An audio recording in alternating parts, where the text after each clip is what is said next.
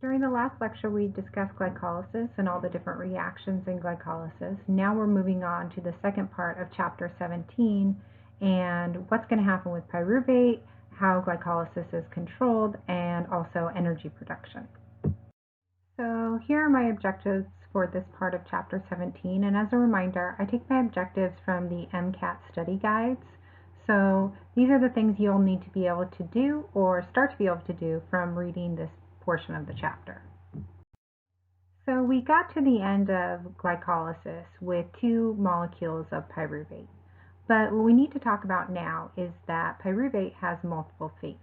And we're going to address the fate of pyruvate under anaerobic conditions first, and then later we'll talk about it under aerobic conditions when we talk about the Krebs cycle. So under anaerobic conditions, the most important pathway for regeneration of the NAD+ is to reduce pyruvate to lactate. The enzyme that does this is called lactate dehydrogenase, and it has tetramers that consist of these subunits. The H subunits predominate in the heart, and the M subunits predominate in the muscle. That way they catalyze the reactions differently. So why do we produce lactic acid? Well, under anaerobic conditions, this reaction of lactate dehydrogenase producing lactic acid allows us to regenerate NAD+. And recall that NAD+ is the oxidizing agent in the reaction of glyceraldehyde 3-phosphate to 1,3-bisphosphoglycerate. So in this case, glyceraldehyde 3-phosphate is oxidized, NAD is reduced to NADH, and it's regenerated all over again. So the idea here is that NAD needs to be recycled to prevent its decrease in future oxidation reactions, or otherwise we're going to halt glycolysis. Now, some bacteria and yeast undergo anaerobic metabolism of glucose, but they don't actually produce lactate. Instead, they produce ethanol. And this is the basis for fermentation. This is called alcoholic fermentation. And this is actually a two-step process, very similar to the process in humans where we produce lactic acid, but instead they produce ethanol, and they regenerate the NAD through this process as well. Like I said, alcoholic fermentation is a two-step process. So the first step is decarboxylation of pyruvate to produce acetaldehyde. And the enzyme that catalyzes this is pyruvate decarboxylase. And this is what produces that bubbling or the carbonation that you see in beer and some sparkling wines. And in the second step, alcohol dehydrogenase actually catalyzes the conversion of acetaldehyde to ethanol. So this is only going to happen in those bacteria and fermenting yeast. It's not going to happen in humans. And you ask, why not? Well, humans do not have the pyruvate decarboxylase. Even though we do have this alcohol dehydrogenase enzyme, we don't have the first enzyme, so therefore we can't catalyze the first step in that reaction. Pyruvate decarboxylase is the enzyme that catalyzes that first reaction, and it has this thymine pyrophosphate that is derived from vitamin B1, and it's the active form of the coenzyme. It also requires magnesium as a cofactor.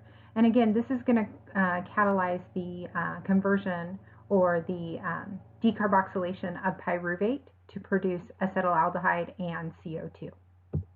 So let me quickly walk you through the mechanism of the pyruvate decarboxylase reaction.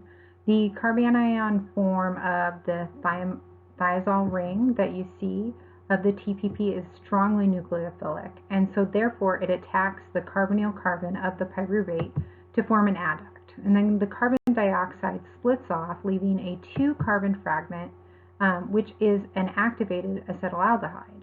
And that's covalently bonded to the coenzyme.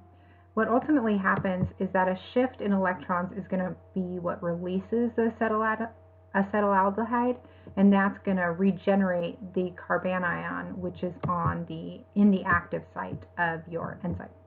So in summary, pyruvate is converted to lactic acid in anaerobic tissues, and specifically we see this often in metabolizing muscle, such as heart and skeletal muscle, and this allows for NAD to be recycled for previous processes in glycolysis. However, in some organisms, pyruvate is actually converted to ethanol through a fermentation process, and that requires this thiamine pyrophosphate as a coenzyme, and I showed you that reaction in the previous slide. So these are the delta G's, or the standard free energy changes for all the reactions in glycolysis. And what's really important to note is that glycolysis as a whole is exergonic, meaning it releases about 73.4 kilojoules for every 1 mole of glucose that's converted to pyruvate. What you'll see though is that individual reactions are going to be endergonic, meaning they're going to have a positive delta G, but overall they're going to be exergonic, or they're going to add up to a negative delta G, or a release of energy. Additionally, to summarize, phosphorylation is also supercritical in glycolysis, and what we end up with is that there are 2 moles of ADP that are phosphorylated to ATP in glycolysis. So the energy released by glycolysis is actually harnessed in the form of ATP. Otherwise, it wouldn't really serve a purpose because it wouldn't be usable. So ATP is the energy source for other metabolic processes to derive what it needs from glycolysis. There are 3 reactions in glycolysis that have particularly large decreases in free energy, or a large negative delta G. And the enzymes that catalyze these reactions actually act as control sites for glycolysis. The enzymes are hexokinase, phosphofructokinase, and pyruvate kinase. Previously, we already talked about hexokinase and phosphofructokinase, and we pointed out that they're under allosteric control. And what this does is it enables them to act as control points for glycolysis. So when energy supply is abundant, it can pause glycolysis and instead convert it to a different form of energy reservation. But when energy supplies are low, this can accelerate glycolysis.